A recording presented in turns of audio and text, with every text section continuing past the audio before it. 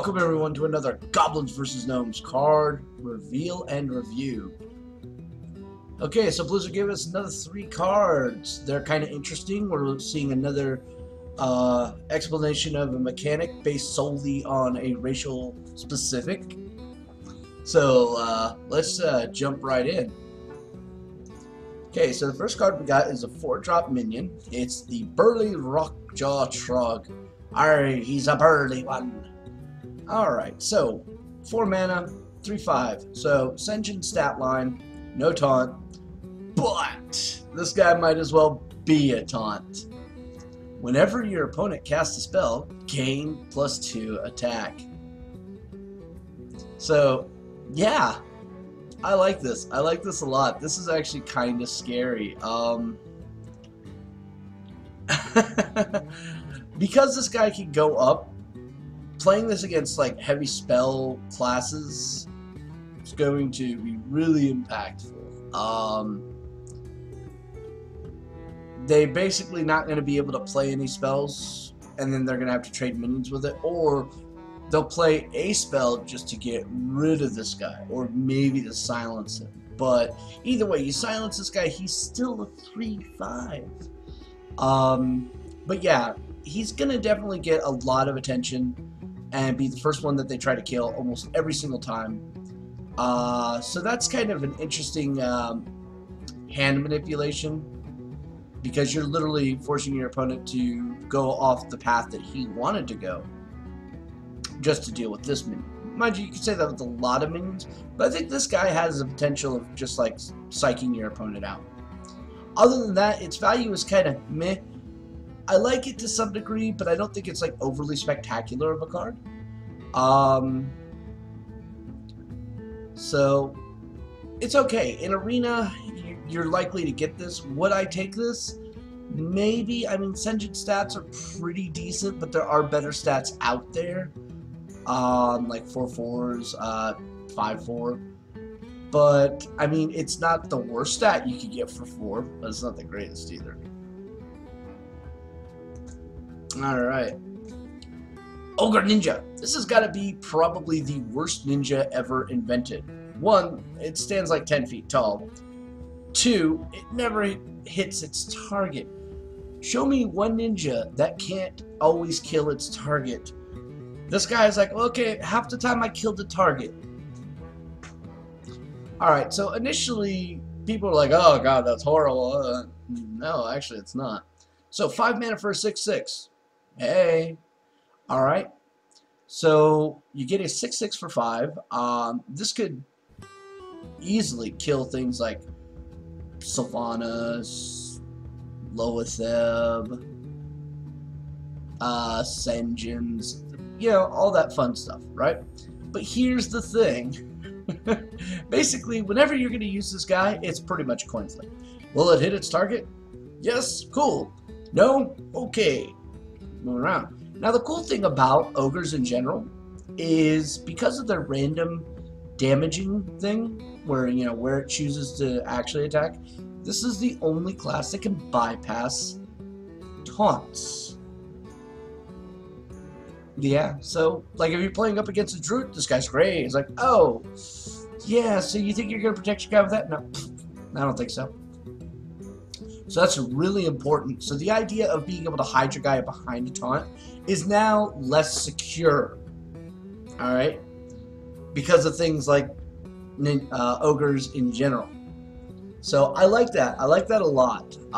It's a rogue card, which means it has some really interesting potential here. Most likely this guy is going to be used in like a tempo rogue type deck, you know, tempo trading for control and things of that nature, where, you know, his 50% chance to attack, if you're doing it properly, they're only going to have 1 minion at a time, so that 50% is pretty much 100%. Alrighty then, so we're going to move on to the final card, and oh look, it's another ogre.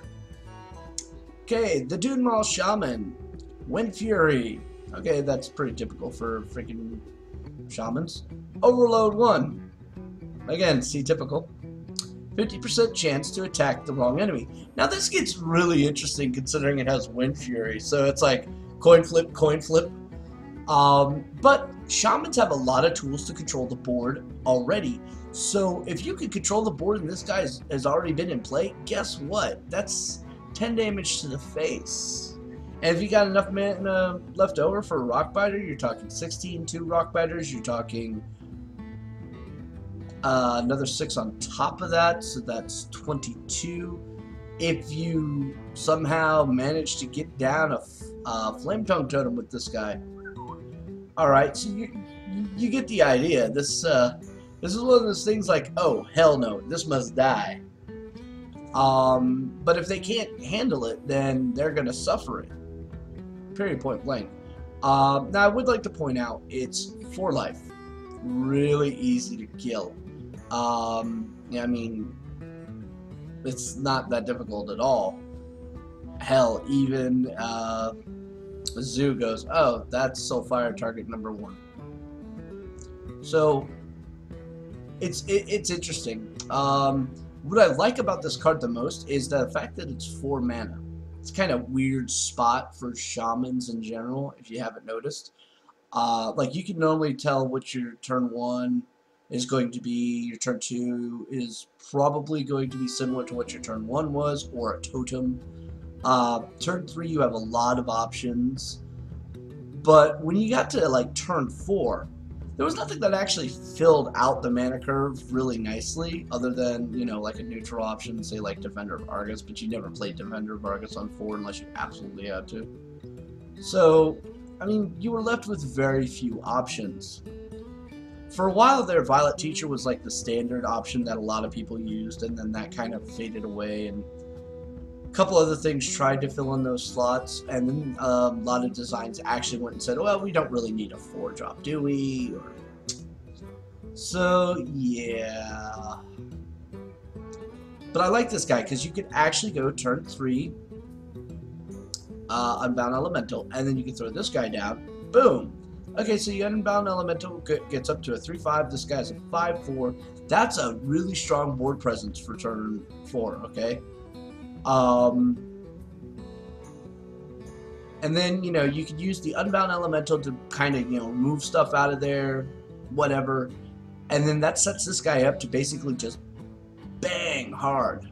I mean, just boom. So disgusting.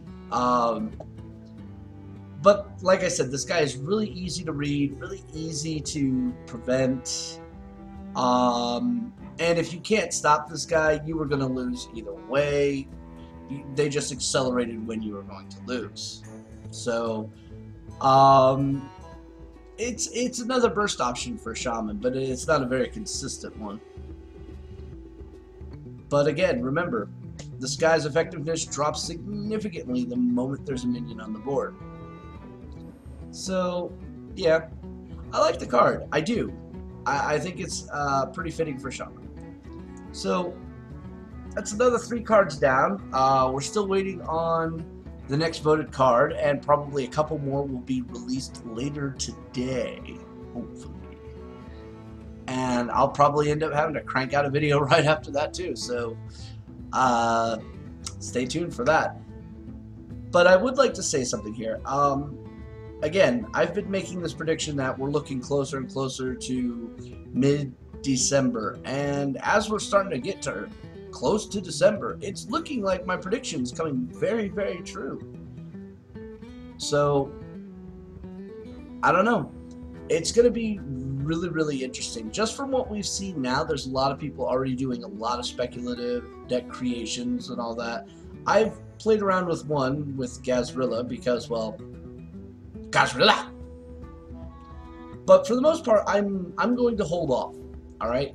I'll make judgments cards on their value, but I'm not looking at too much of their synergy with other cards in set because we haven't seen all the cards. But once all the cards are out, I'm going to do a final review of every single card. This is going to be a long video. But, yeah. Anyways, I think that we're going to see a lot more of what we've been seeing, and probably a few surprises that we weren't expecting. And that's where I think it's going to get really interesting. So, They did that with GBG, if you remember, or not GBG, but Naxxramas, if you remember correctly. All right, we thought we knew everything, and then they showed the rest of Naxxramas, and we went, oh, wait a minute now. Hold up. Some of those were really freaking good, and some of them were really freaking bad. But we'll see. Anyway, this is Shiv saying if you like these videos, please like, subscribe, Reddit, tell your friends, do what you gotta do. I should have more of these coming out soon, as well as Deck Talk on Friday. Check it out.